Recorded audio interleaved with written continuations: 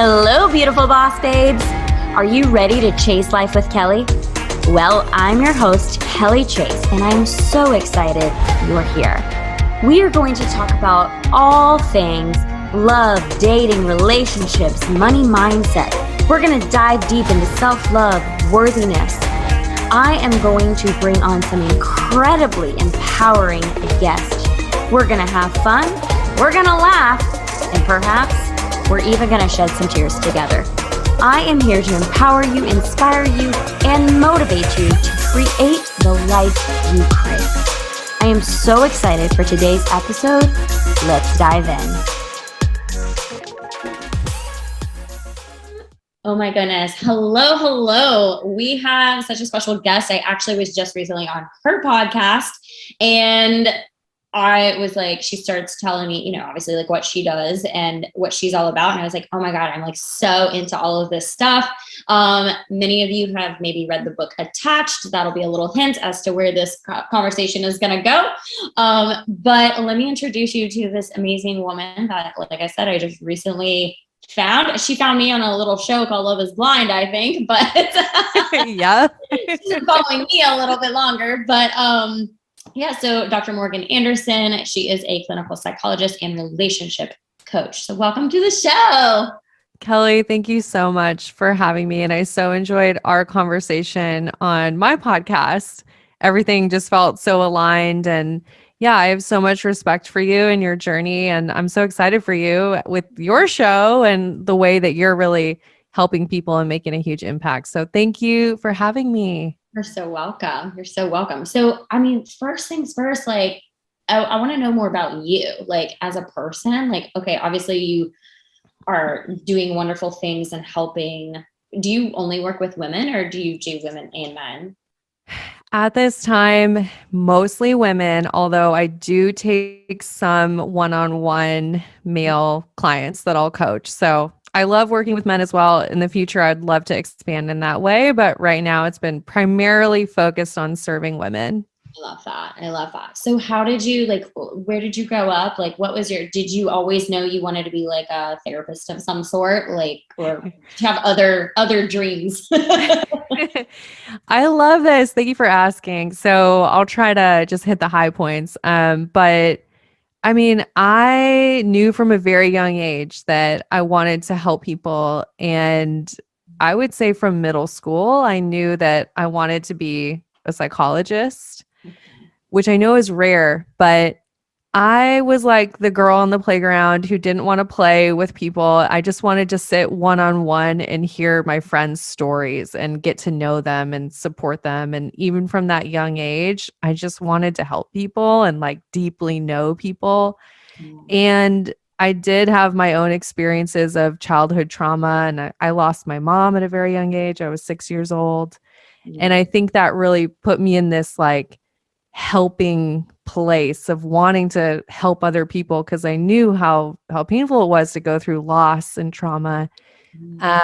So at a very young age, I just knew I just want to help people. Yeah. And then started the path of becoming a clinical psychologist. It's a long journey. It's a lot of schools, 12 years of college total. Wow. And I was 2 years in, had a beautiful private practice in La Jolla, California. And I was seeing about 30 clients a week, working a ton. Mm-hmm. And I just had this deep feeling of, I need to help more people than this. Like, this is just limiting how I can show up. And then this little like dream of, okay, what if I was a coach? And, that was a dirty word in clinical psychology at that time. And I told some of my colleagues, they're like, you're nuts. Like, what are you talking about? But I just knew I wanted to get the message of healing and attachment theory and basically reclaiming your power and having great relationships, no matter what your past relationships looked like. I just wanted to get that out to as many people as possible. And the thing that led me down the relationship path, I was getting my doctorate in clinical psych in Portland, Oregon. And my second year, I met someone who I thought was going to be my soulmate, my forever person. It started out like a fairy tale, which I now know is love bombing. Mm, And I was in a 1.5 year long relationship with a narcissist. wow. And it ended in a police report. It ended in me hitting my lowest mentally, emotionally, all the things. And I sort of just picked myself up and I said, I may never have a great relationship, but I'm going to figure out why this happened. I'm going to understand why. And I'm not going to date again until I get it. Wow. Um, and then that's when I devoted my career to attachment theory, relationships, couples therapy. Um, Mm, and yeah, I became an expert because, you know, we usually get into these helping professions because we need to learn what we needed. right. Right. And then my goal with creating the program that I have now is I wanted to create what I needed in my early 20s as I was coming out of that relationship with a narcissist and rebuilding my life. Um, yeah. So Wow. that's me, Kelly, in a nutshell. Yeah. I mean, I have questions. I have questions. Um, I mean, going back to you said your mom passed away when you were 6, correct? And Mhm. so that was kind of like the catalyst to you wanting to help. Yeah. Yeah. Did you ever, just through your journey of your own healing and everything, was it ever like brought to your attention, like, that's like you went into like fixing mode after that because Oh, yeah. you lost control of the situation because you Mhm. couldn't help your mom. Um, Mhm. yeah. Can you expand on that? Like how that was for you, that healing journey around that? Yeah, and I don't talk about this very often because it's kind of complicated, but she actually had a traumatic brain injury at that time and she went into a vegetative state. So Wow. at 6 years old that happened and then when I was 25, so 19 years later, she passed away. So I lost her twice in two Mhm. different ways. Um, and I just say that I lost her at age 6 because it's so much easier. But here I am being vulnerable with you on your show. And I'm telling you all the story. But, um, you know, absolutely. I had so much pain that I didn't want to face that it was so much easier for me to just help other people. And yes, it came out of I want to help other people. But for a long time, it was also because I didn't want to help myself and I didn't want to face my own loss and my own pain. Mm, yeah. How did that affect your like relationships? What you were attracted. Yeah. Oh, every person I dated was a project. Every person I dated needed my emotional support, and I was their therapist and their motivator and their mother. And I was just giving and giving in my relationships, and I could not receive. And Right. this looked like dating very emotionally unavailable people again and again. And people who were married or who, simply could not show up in the relationship, people with avoidant attachment, which we'll talk about. Yeah. Um, and then obviously, ultimately, dating someone who was very, very ill and was a narcissist. And Mm, part of what got me to that relationship is he had such a caring family and his family kind of adopted me, his mom and dad. And I just really, really wanted that family. So yeah. there Mm, was so many ways that by me not dealing with that wound, it just hurt me again and again and again and repeated so many toxic relationship patterns until, like I said, it ended in a police report. And I remember just being like on my knees in the hotel lobby, or not the hotel, my apartment lobby where I lived. And the policeman is there. And it was just this wave over me of, I can't live like this. I cannot be in this pain in my relationships. mm, How could I be completely isolated from family and friends, my lowest emotionally, like hating myself, all because of this relationship that I stayed in? And I just knew I couldn't do that again and that I mm. needed to help other people figure it out too. And then from then on, that's when I committed my career to helping people heal and have great relationships. Yeah, I love that. I love that. Well, I mean, obviously that was a very pivotal point for you, and there's so many, I mean, I see it too. I see it, saw it in myself for a long time as well. But like, I feel like there are some people that never get that tap on the shoulder to be like, something needs to change. Right. Mhm. Like, or they get the tap, but they ignore the tap. And then they keep just staying in these, these repetitive cyclical behavioral patterns. And then they're like, why am I getting treated this way? Like, what, it's like, Mhm. what do you say for those people that can't get unstuck? I think and I know you'll agree with this, Kelly, but it's like sometimes the things that we're doing to distract ourselves and to numb ourselves, whether it's, Netflix or shopping or whatever we're doing to numb and distract, that those things are just really keeping you stuck. Yeah. And you actually owe it to yourself to stop numbing and to feel the pain that you're really in and Mm, to go there because you actually need to feel that pain and you need to see the version of you 10 years from now who didn't change anything. You need to connect with her. And then you need to say, okay, I am in pain and I need to change. yeah, absolutely. And I hope that it just takes that awareness for people. Like I always say, I hope it doesn't take that rock bottom like it did for me and other people I know. For some of us though, that is what it is. That we hit rock bottom, but hopefully you can just feel into what is the pain that you're in that you're avoiding and Mhm. how can you use that to help you change. Yeah, absolutely. Yeah, yeah, I totally do agree. I definitely do. What was like interesting too for me, like, and why I asked that was because I was stuck in that for Mhm. like 4.5, 5 years almost. Like just, after my it sounds so crazy when I'm like, my last relationship was like 10 years ago. Like a long-term relationship. Really long You time. don't look old enough for that to be possible. I'm just gonna say. It sounds absurd. Like I'm like, oh my God. Or it was 9 years ago, technically. I guess next year will Yeah. be 10 years. But I'm like, let's pray for a relationship between now and next year to break that 10-year streak. But like I had lost myself so much in that relationship and I didn't get that nudge from the universe, like, oh, something needs to change. I just like kept distracting myself, or I went into full distraction mode of like, okay, I'm just gonna like work multiple jobs, and I was binge Mhm. drinking my face off, like, and that was it. It Mhm. was just constant for years. Like I said, it was like 4.5, 5 years, and then I finally, it would. I mean, I don't.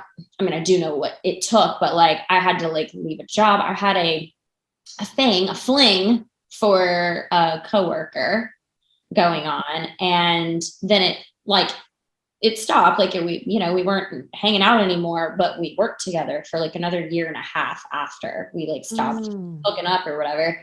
And but I was like pining, could not move Mhm. on. And I mean, it was a small office. I sat across from the guy, like Mm. I couldn't get over him. And like all my friends were like, Kelly, like obviously he doesn't want to date you. And I'm like, I know, but like I just constantly trying to prove myself of like, yeah, but I'm the cool girl. We can be friends, like all this stuff. And that was probably what is it, the straw that broke the camel's back in a sense, because like Yeah. it was finding someone else on social media. Honestly, it was like a hot guy on social media came into the picture, and he was like, he had graduated from IIN, the Institute for Integrative Nutrition, which I had graduated to, also from. And I just like started like looking at his stuff, and this guy was like talking about journaling and meditating, like reading, and I was like, there's no guy in Atlanta doing that, like, or no guy in my world doing that. And so I started to lean in, and I was like, and he's attractive, like, okay. And we like connected or whatever, and it started to just like, I swear he was like my little like guardian angel messenger that like I needed, that he was my tap on the shoulder. And I like left my corporate job so that I could be away from the guy and like all the things. But it took that Wow. to like, I had to completely like 180 my life. And I did. Like 2018, I completely went full, like dove into personal development and was like, I'm not dating. I am just focused on me right now. And it pushed, not to say it pushed friendships away, but I grew very distant because my behaviors of binge drinking, I wasn't doing that anymore. And I wasn't avoiding. I was sitting there learning and tapping into myself and listening and communicating with my inner thoughts. And it was just wild. Like, obviously that's why I'm here today, because it was such a beautiful experience. And I'm like, I just want to share this with everybody now. Like, I love that story, Kelly. I didn't know that about you, and I just really appreciate you sharing that. And I think it's a beautiful example too of sometimes relationships come in and they're just there to show you that there is something better. Like yeah, it might not be that person, but they're just there to show you like, hey, you can have a different kind of relationship. absolutely. So I love that you share that. People need to be more aware that you can have a relationship like that that's just meant to come into your life to Mhm. open your eyes to something different. Totally. Yeah. And now it is, I've obviously done a lot of like manifestation work around like my dream partner and how I want to feel. And so it brings awareness to like what you will and will not accept and what you're wanting. And, yeah, of course I get bummed when it doesn't work out with a guy, but then I'm like, okay, I get the bummed. I stay there for a minute and then I'm like, okay, but this is exciting because wow, it's just directing me to like the next best thing. And this is great. This is exciting. It may not be tomorrow, but it may be in 7 years. but it's Yeah. just getting me closer to actually what I'm wanting and, the type of person that Yeah. is going to show up for me the way I'm desiring them to. And you're no longer seeking out partners who are going to kind of touch your wounds and who are going to repeat patterns, right? Because we talk about in clinical psych, this is actually Freud originally. There's not many things that I love about what he taught, but like this is one of them. He had this concept of repetition compulsion, where Mm, you're just unconsciously repeating these relationship patterns, and there's this unconscious wish that you would have a different outcome, but it's right. not even about that person. It's about, could it make up for all the pain of your past? Like Yeah. finally you can get that unavailable person to love you, and Mm, that's going to mean that you're enough, and it's going to somehow make up for all the pain that you had leading up into that point. wow. So that's why we repeat those patterns. We just want to say, "Oh, I am enough." But Yeah. obviously, doing this work, Mhm. all the healing you've done, you realized, "Oh, I can give that to myself. I don't have to repeat my patterns again and again." Absolutely. Yep. Yeah. Yeah. Because there's so many of us. And again, I've been in this situation. It's like, well, why not me? And like that was like that when I, hung out with my coworker and then I like, we didn't not have a relationship at all. I mean, it's like, it's like the golden like response. I can't give you a relationship. I'm not looking for a relationship right now. And then like 3 months later or 3 weeks later, it's like they're in a relationship. And I'm like, well, what was wrong with me? Because you just told me you couldn't be in a relationship. So what is wrong with me? And then we spiral into that. Like, what's wrong with us? And geez Louise, like I had a conversation actually fairly recently with a guy that I dated in the past, but never had that closure, I guess. And we're friends now or whatever. But I was like, you telling me that it was the same scenario. You didn't want a relationship, couldn't give me a relationship. And then a few months later, you were in a relationship with someone else. So it was like, when you tell me it's not about me, there is something about me that is not aligned for you. And I need to know what that is. I want to know what that is.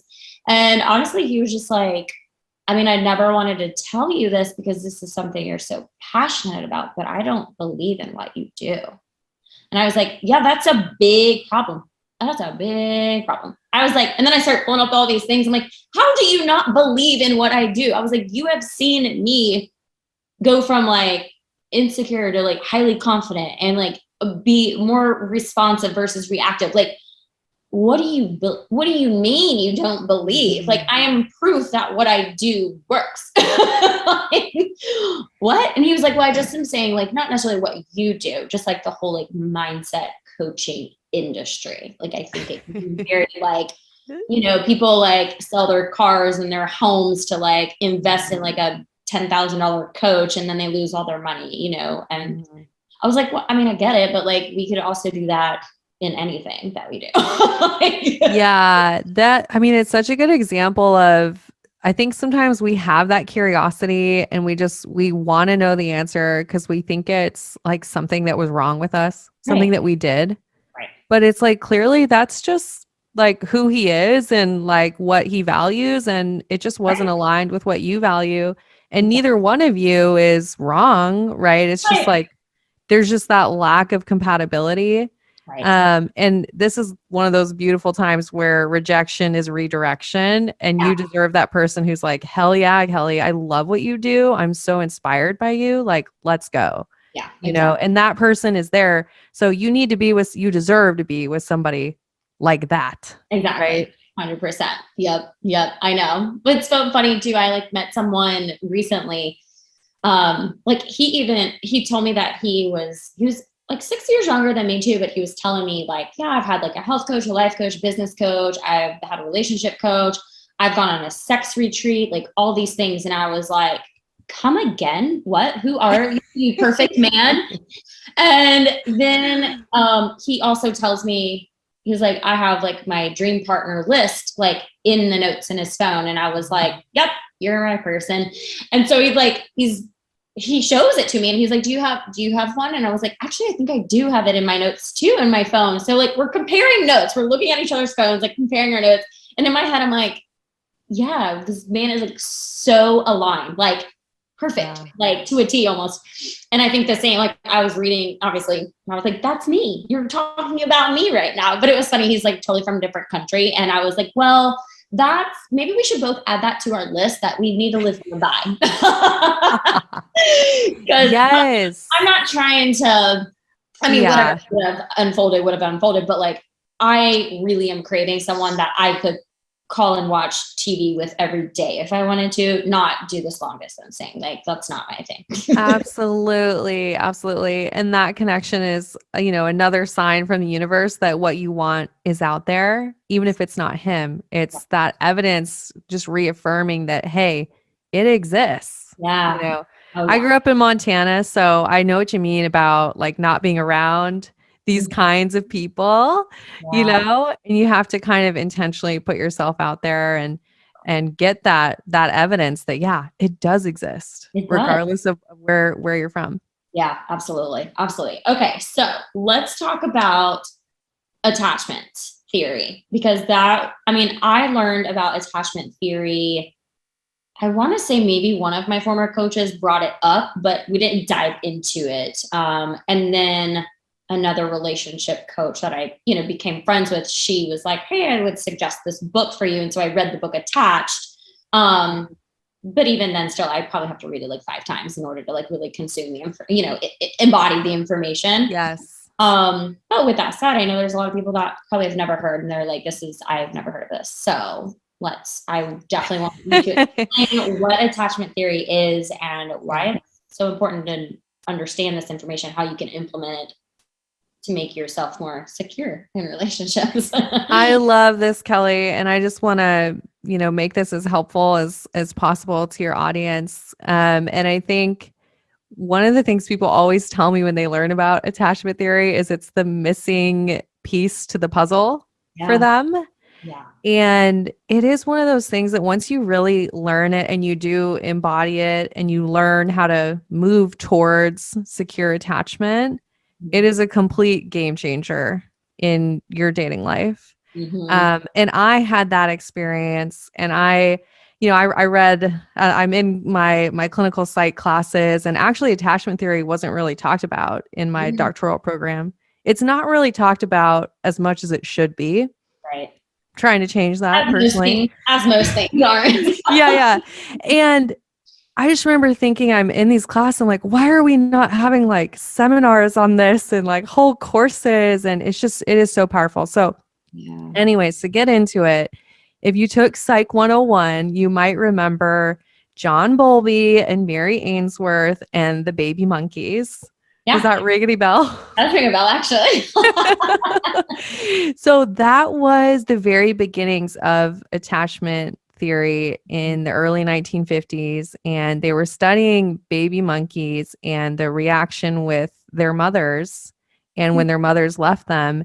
And what they found is that when they took the mother away, the baby monkey would prefer to have a blanket that reminded them of their mother. They would prefer that over any kind of food or special treat or anything you could give this monkey. They wanted to feel like they had their mom. That was the very beginning of attachment theory. And then from there, obviously, we have attachment theory that is applied to parent-child relationships. But then we have what I have specialized in and what has changed so many people's dating lives, which is attachment theory in romantic relationships and how it's showing up in your romantic life. Mm-hmm. And before I get into the different styles, I just want to clarify that it really is a framework and that there's basically a unique attachment style for every person. So I don't want to ever put somebody in a box. Mm-hmm. There's probably one style that you spend most of your time in or that you hang out in the most, but all of us have different pieces from each attachment style, different strategies. Interesting. Yeah. Huh. Yeah. So, and I do have a quiz actually on my Instagram, and one of the reasons why I like the quiz that I did, I'm not trying to plug myself, but Well, but I like it because we give you percentages of each style. It's so a lot of the quizzes are like, oh, well, you're anxiously attached. But I feel like it's important to know, like, well, no, I have all these different strategies, right?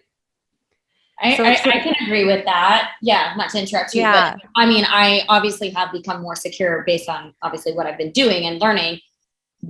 But I was mostly anxious, but I recognize there are avoidant tendencies in me for sure. Yeah. Yeah. So that's why, I mean, and you read Attached, and even Amir Levine himself, Dr. Amir Levine, he'll say now that he wishes that he would have painted the picture that people can move a bit more. But a lot of the research says, like, nope, you're anxiously attached. That's what you are. Accept it. You're never going to change. And one of the reasons why I'm so passionate about what I do is I know from my own experience and from hundreds of clients I've helped, I know people can become securely attached. Right. You can embody secure attachment no matter what you've been through. Yeah. So for me, it's really important to be that voice when it comes to attachment theory. I love that. So to get into it, obviously, I'll just start with anxious attachment. And with an anxious, there's 4 different styles. So with anxious attachment, you are prioritizing the relationship above your needs. Okay. And you have fears of abandonment. You're the person who you're not getting that text back and you're counting the minutes. Like, oh my gosh, it's been 25 minutes. Oh my gosh, it's been 24 hours. Oh my gosh, it's been 78 hours. Like, you're the person. I'm getting ghosted. What's going on? Right? And like what ends up happening is just that fear of abandonment is so strong. And there's this belief of I'm going to do something wrong. A lot of anxiously attached folks do devalue themselves and they put their partner on a pedestal. There's a lot of difficulty trusting, fear of infidelity, cheating, and I think it's so important to note that this doesn't just come out of nowhere. You're not just born with an anxious attachment style. This comes from your early experiences in relationships and what you learned to be true in relationships and what you learned about how you needed to be in order to be loved. So with anxious attachment, maybe you had neglect, or you had a parent who really wasn't there, and you thought that in order to get their attention, I had to be really persistent and I had to be perfect. And wow, if I perform and I'm great, then that's when I'm going to get their attention, right? So these things develop so early on. That's the first style. That makes sense. Yeah. Yeah, right. And then so avoidant attachment, which is on the other end of the spectrum, this is also known as dismissive attachment style. This is where you really have learned that it's not safe for you to depend on people, and you become hyper independent and incredibly self-reliant. And there's this fear of intimacy that I'll lose myself or that I won't be able to be a good partner, or that partner will let me down if I get close to them. Mm. So this is the guy, you go on that great date, you having a wonderful time. You're like, wow, this could really be going somewhere. And then you don't hear from them for a week. Yeah. Because you got too close and they're not comfortable with that closeness. Mm. I know people are like, oh my gosh, like people are like, yes, we've been Yeah. there, right? Totally. Yeah. Yeah. And what we find with avoidant attachment is, at the core, it is about that fear of I'm not good enough, or that fear that this person's not going to be there for me. But when you're on the receiving end of it, it feels so cold and it feels so hard to be with that person. Because they're really struggling to emotionally connect and be there with you, because it's scary for them. Mm-hmm. Yeah, absolutely. Yeah. I'm like thinking of all the things right now. I know, right? And then we have dismissive avoidant, or fearful avoidant, however you want to call it, but or disorganized attachment style. And this is this fun mix of anxious and avoidant. Mm. And this is the most painful attachment style that there is. Interesting. And it's probably about 5 to 7% of the population. And this usually does come out of early childhood trauma of some kind. Okay. This is definitely where I have fallen in the past. Yeah. You will just go back and forth. One day you might be anxiously attached at one moment, and then you might be avoidantly attached. And you really want people, and you want to like really make sure you're not abandoned, but you're also terrified of closeness. Yeah. I wonder if there's parts of me in that. Yeah. Right. Like, I mean, again, I've done a lot of work and everything, but where I have the awareness, I'm going to be honest with you guys, is that I'm like, yeah, I want this. But then I think like sometimes when I have it and it's really close, like I'm like, ooh, scary, scary. Just because obviously, yeah, I mean, that's stuff that I have to continue to heal and work through, of course. But I tend to give myself some talk therapy. It's like, hey, it's safe to be loved. It is, okay, but not everybody has that self, Yeah, this is definitely the people who they feel like they're self-sabotaging all the time. Yeah. Yeah. Yeah. And the thing about this attachment style is it's so exhausting.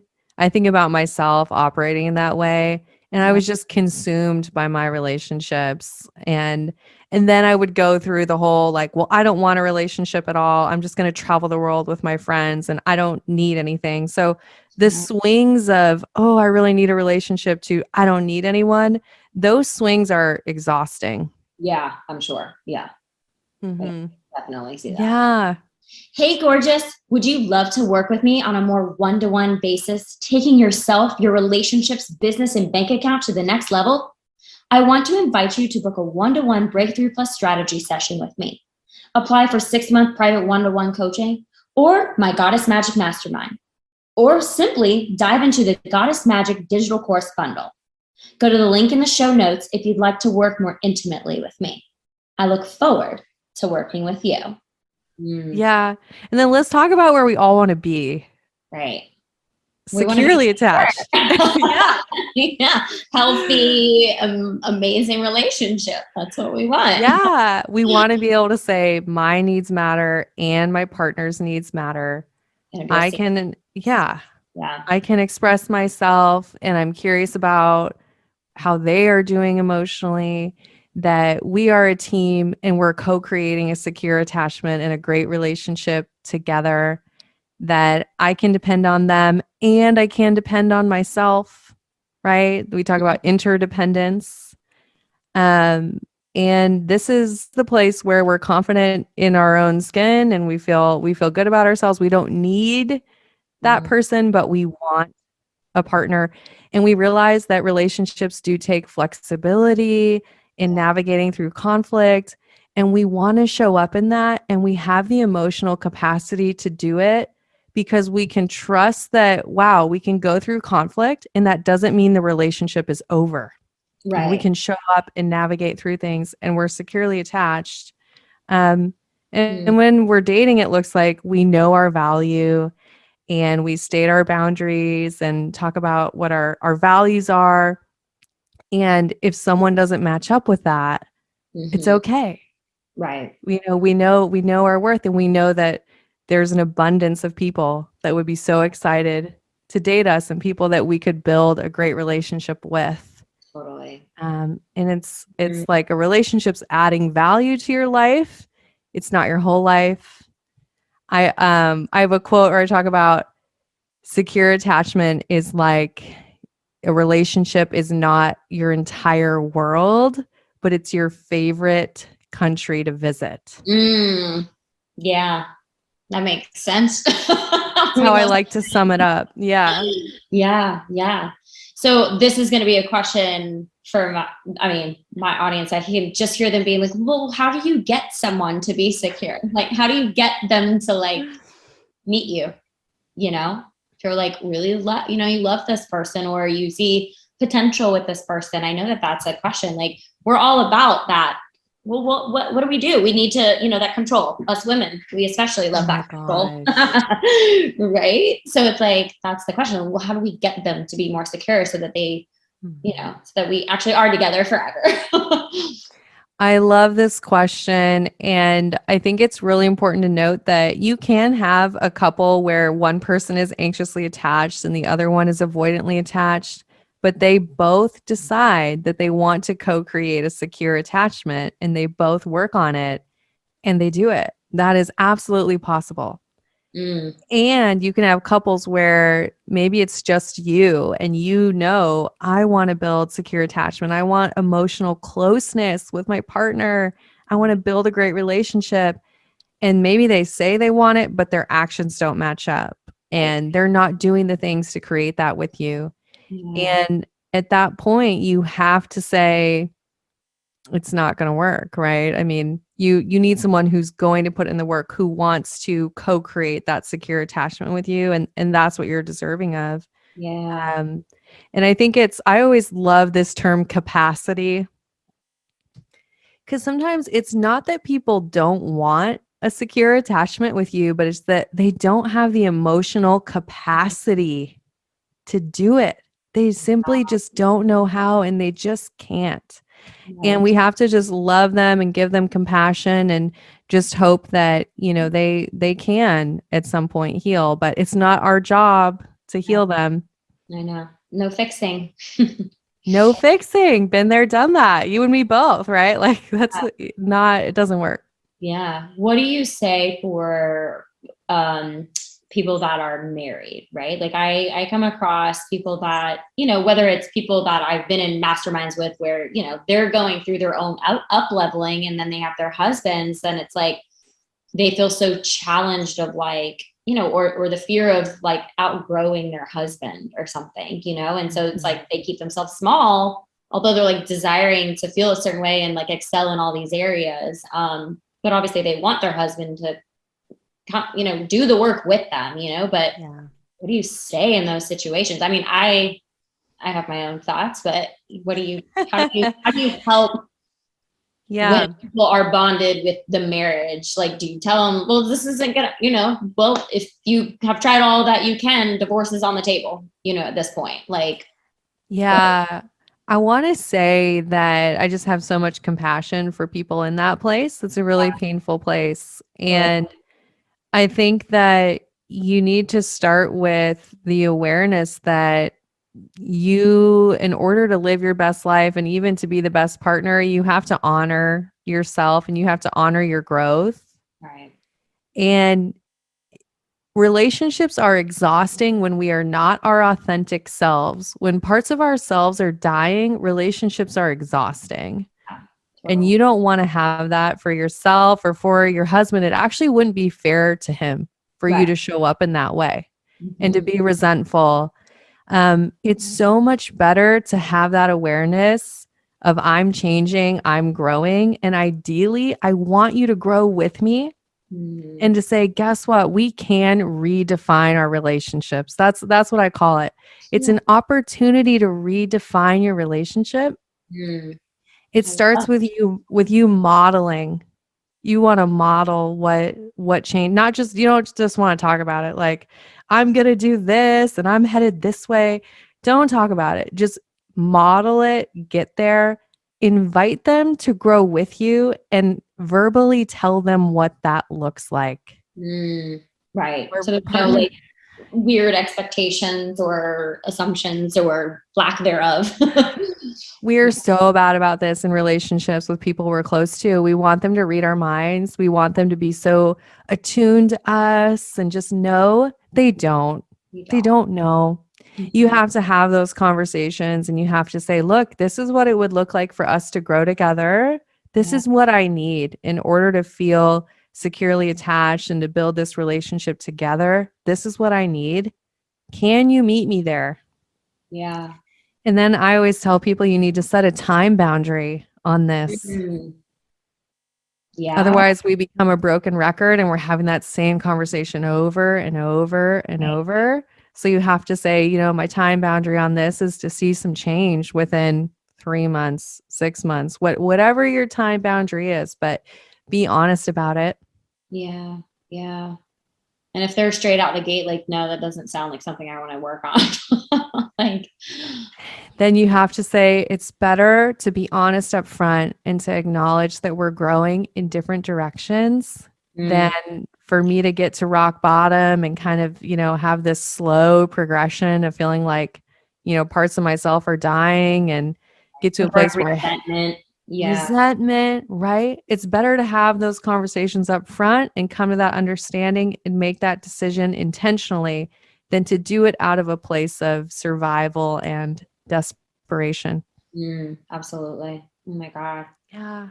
Oh, that's so, I'm like, when you said that, it's like a part of my like emotions just like flared up. I was like, oh my God, like that's so Yeah. like, And yeah, you're right. I like that true, honest communication, being upfront and just communicating. I mean, it is the hardest, most simplest thing that we can all do, but it's so hard to be exactly. so vulnerable and, express your boundaries and respect Yeah. yourself in the process of all of that while respecting them, too. Absolutely. And Kelly, I have been a couples therapist for years, and some of the most profound couples work I did was uncoupling and Yeah. helping people end their relationships in an amicable way and in a way where they wish each other the best and there's peace. And it was the thing that was the best for both of them. And there's no shame in that. I hope we're getting there as a society. Are we there yet?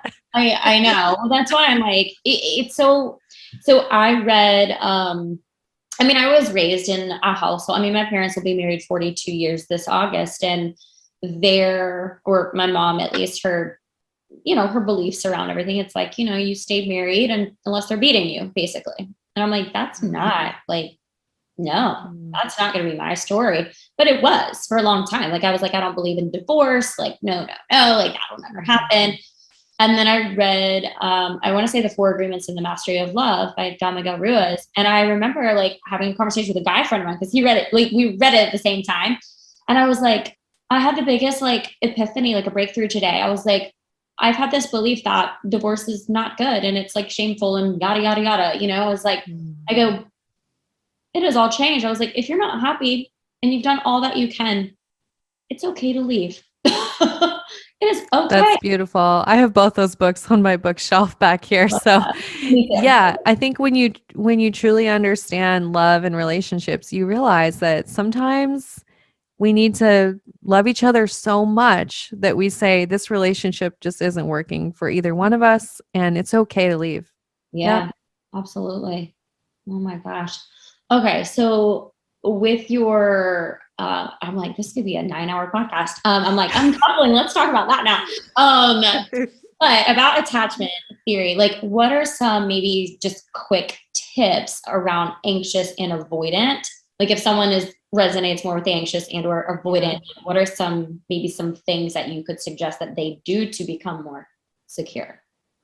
I love this question. And I do just want to point out that, we are biologically wired that if we are anxiously attached, we are going to be so attracted to that avoidantly attached person. Yes.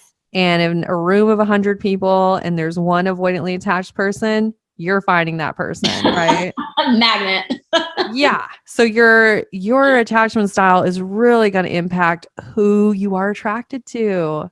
Oh. So your question is huge because what do we have control over? We can control ourselves.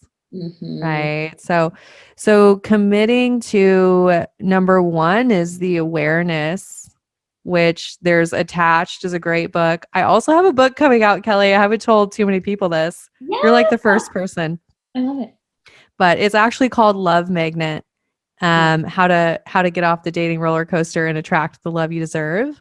Wow. But so I detail in there the steps for moving towards secure attachment because that's what I needed. Because attached, it gives you so much information about what the styles are and you have that awareness. Right. It doesn't tell you how to become securely attached. Right. Yeah. Like it gives like a few pointers, but not like, I need a real good strategy. Yeah. Yeah. Yeah. And this is also why I created the program that I did because I saw that there was nothing out there about, well, how do you become securely attached? So if you're really looking to do the work, that program is helpful.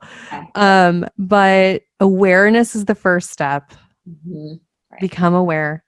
Figure out what your attachment style is. Mm. Another thing, I have all my clients do what's called a relationship inventory. And you look at every significant relationship and you just think about what were the attachment dynamics here. Yeah. And then what are the beliefs that I picked up from that relationship? What are the things that I was made to believe about myself and about relationships? That's a very powerful exercise.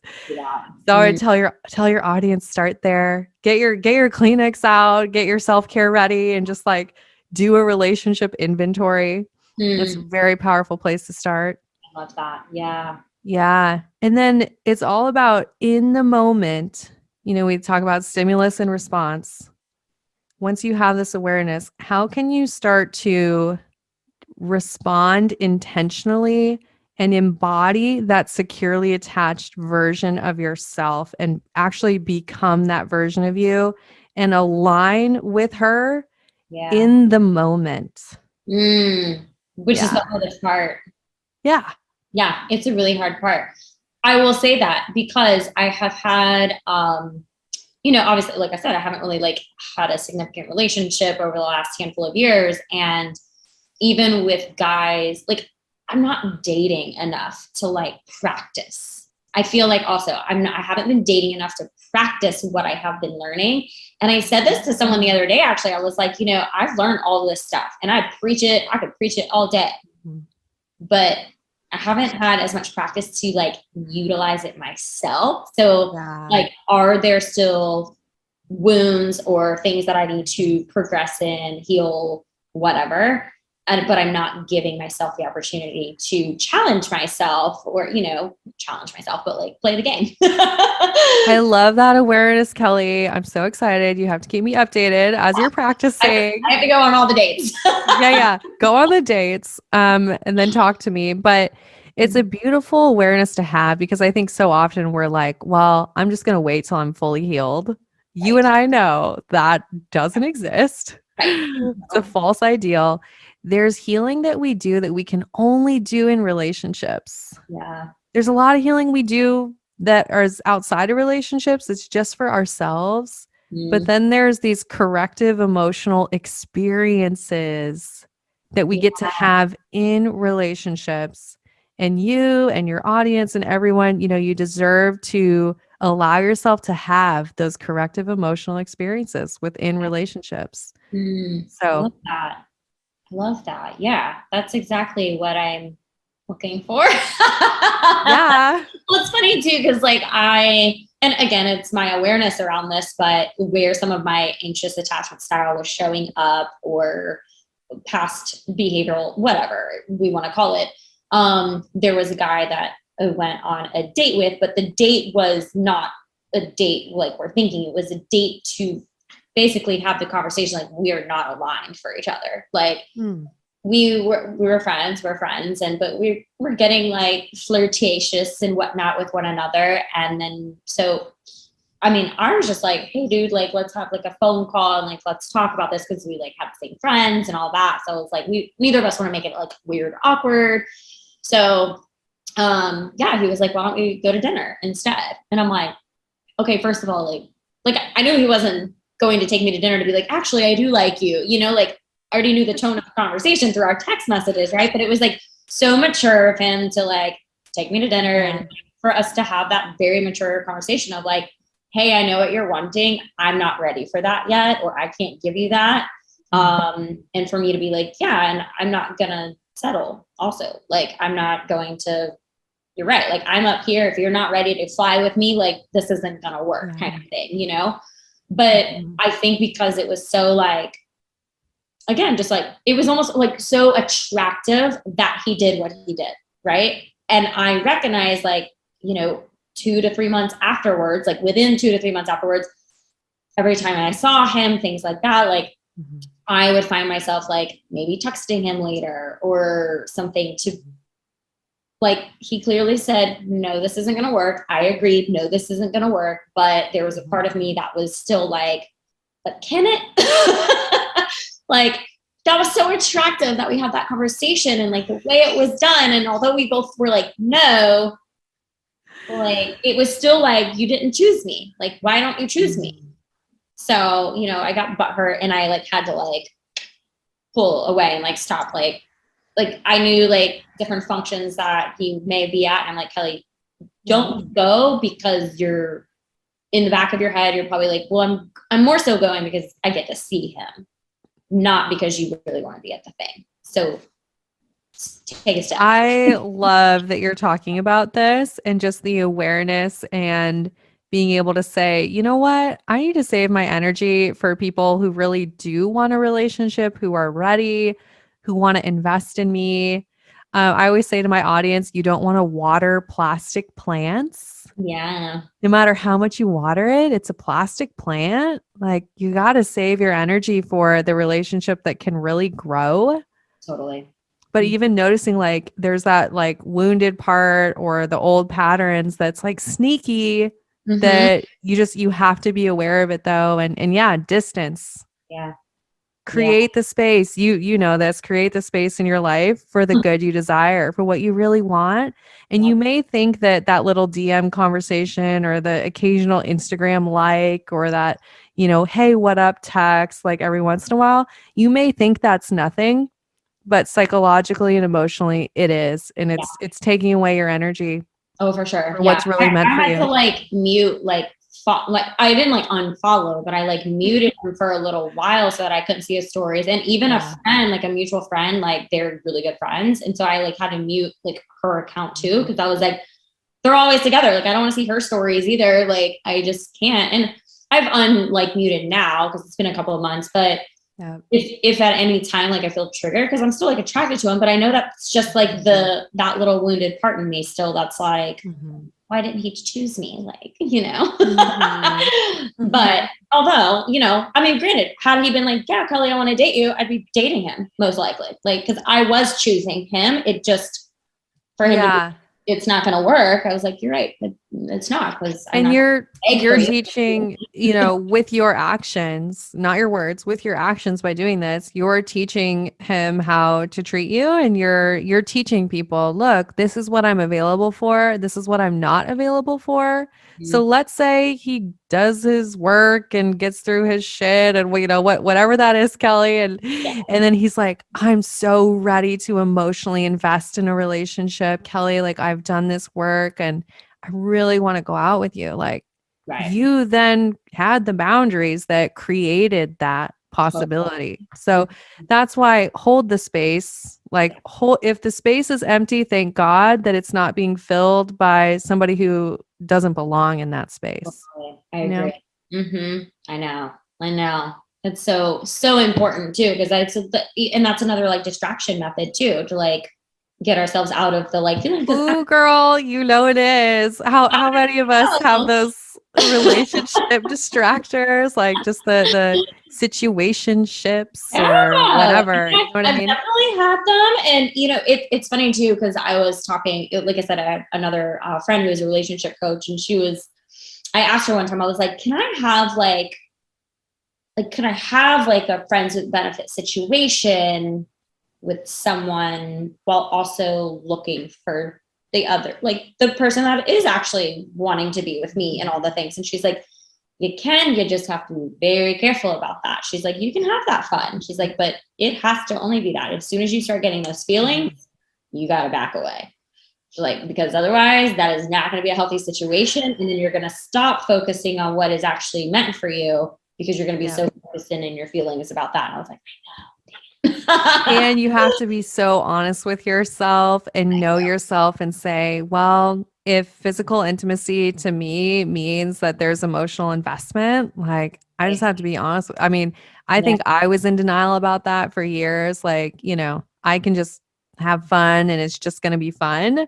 But the reality is my heart didn't feel that way. I know. And I think it's so hard for us to be honest about that, and, but I think some people actually can. So like the more power to you, like if you can do that, great. I think it's just that honesty though. And like, Yeah, no, I agree. Well, it's always like, okay, Kelly, can you think like a man? Can you think like a man and compartmentalize this? Like, catch flights, not feelings. Like that was like my old saying. Yeah. Yeah. Like why, or how can guys like have this, like, I feel like it's a gift for them. Like, how can they just like not get emotionally like involved with someone? Or is it actually like in a part of the avoidant attachment style and they're like, well, I would like to like her, but I can't because this, and I don't know, like, or if they're just like, it's such a fascinating thing.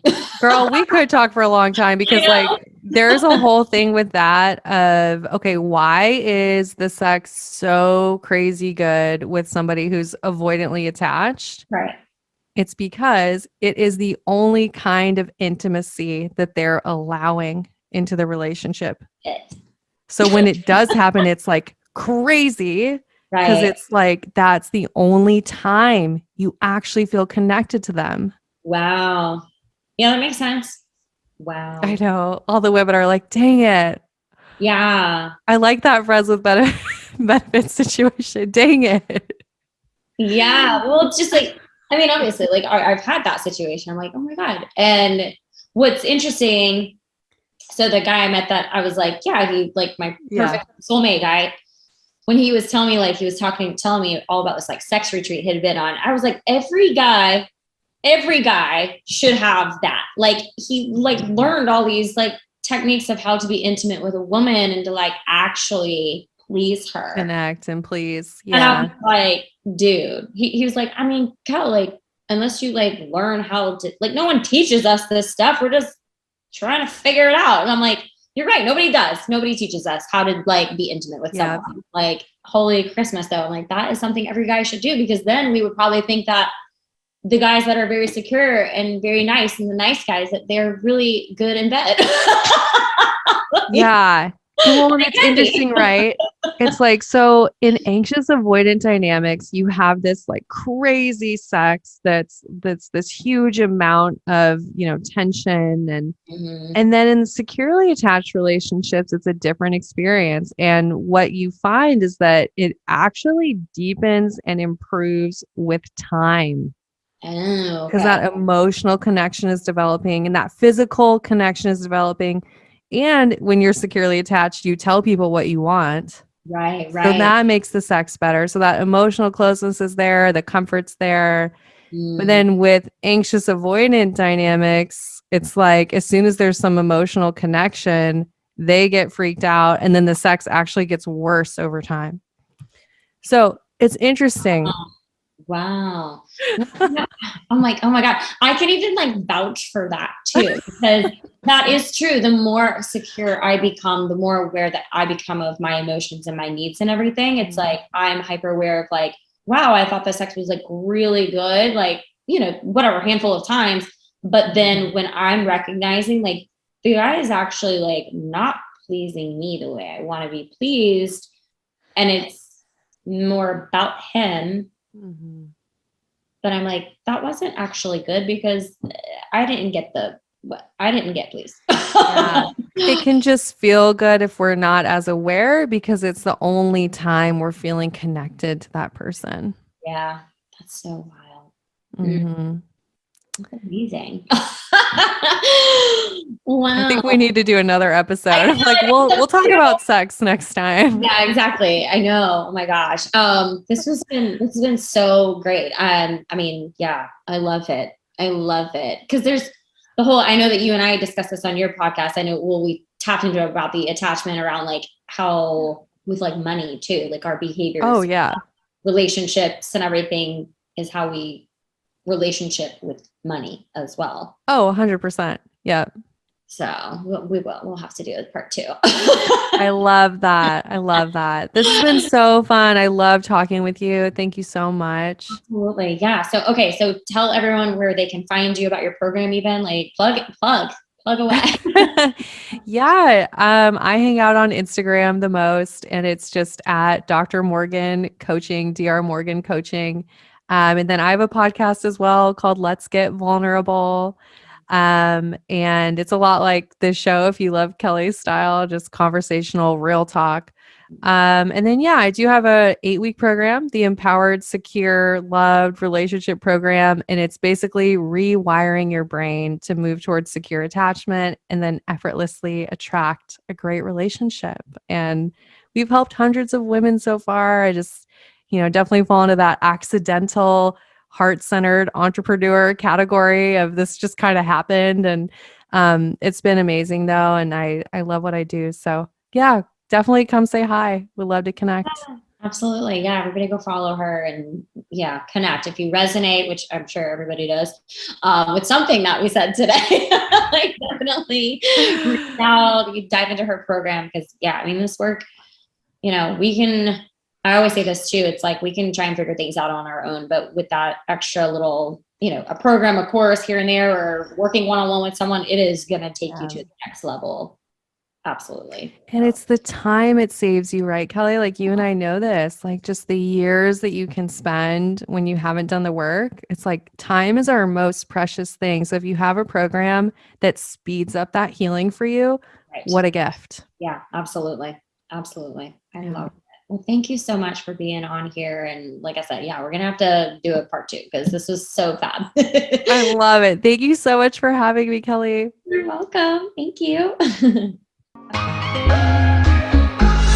If you loved this episode, please download, share, rate, and review. If you are ready to step into that next level version of you and grow your business and bank account, it's time to unleash your goddess magic and chase life with Kelly. You can start this epic expansion journey by diving into the Goddess Magic course bundle found at chaselifetogether.com. Please connect with me on Instagram at Chase Life with Kelly. Join the Chase Life with Kelly Facebook community and subscribe to my YouTube channel. Till next time, create the life you crave, babe, and chase life with Kelly.